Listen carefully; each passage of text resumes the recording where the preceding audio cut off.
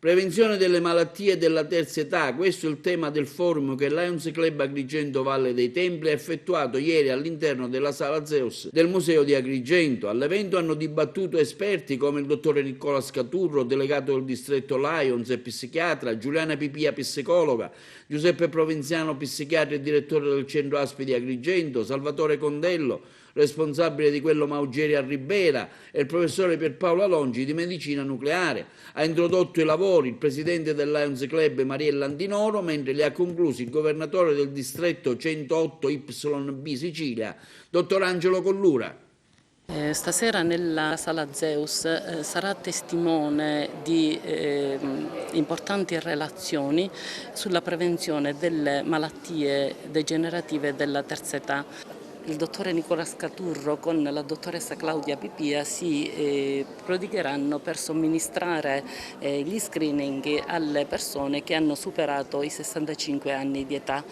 Un tema molto interessante, considerato che con l'allungarsi dell'aspettativa di vita questa malattia, la demenza, è in continuo aumento, entra in maniera prepotente nelle nostre famiglie, invadendo anche i nostri sentimenti.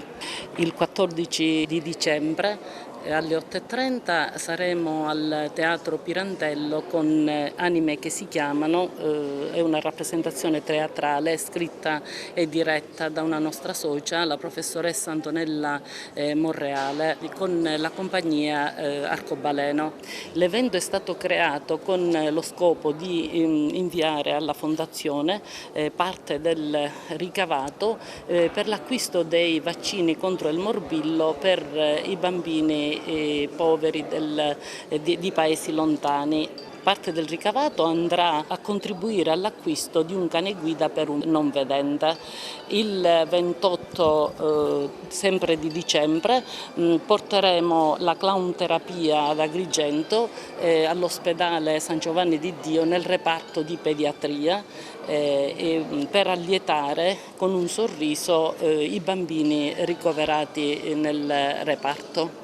Il Lions non fa altro che portare avanti tutte quelle tematiche che apparentemente sembrano irrilevanti. E ci siamo accorti che parlare di Alzheimer, parlare di demenza, parlare quindi di demenza degenerativa della terza età di fatto diventa un problema oggi molto attuale. Il più delle volte nelle famiglie si vivono problematiche di questa entità, ma il più delle volte vengono al tempo stesso anche non valorizzate in sé rispetto al problema, e allora ritengo che Lions International, quindi la nostra associazione, proprio perché si occupa di molti problemi che riguardano soprattutto la società nelle sue, nei vari segmenti sociali, ritengo che questo proprio nello specifico diventa oggi un problema più che mai rilevante. È stato dimostrato che laddove noi facciamo questo service c'è una grande attenzione, un grande interesse. Questa è la dimostrazione del fatto quindi che i problemi vanno effettivamente affrontati e non vanno assolutamente sottovalutati.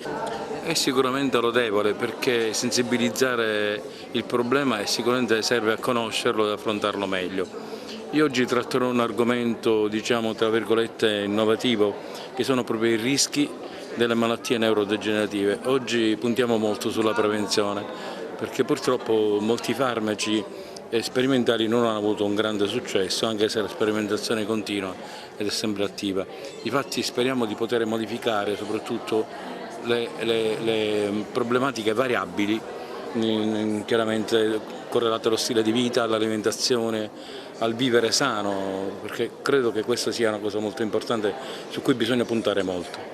Intervengo parlando soprattutto della malattia di Parkinson, che è una malattia prevalentemente dell'anziano, una malattia che ha una prognosi sostanzialmente favorevole se ben curata, altrimenti oltre a creare una grave disabilità porta alla morte precoce delle persone. Che consigli dare magari per prevenire? I consigli sono farsi curare, le terapie in uso sono di tipo farmacologico, per le persone che sono più gravi si può ricorrere alla neurochirurgia e comunque non si prescinde dal trattamento riabilitativo.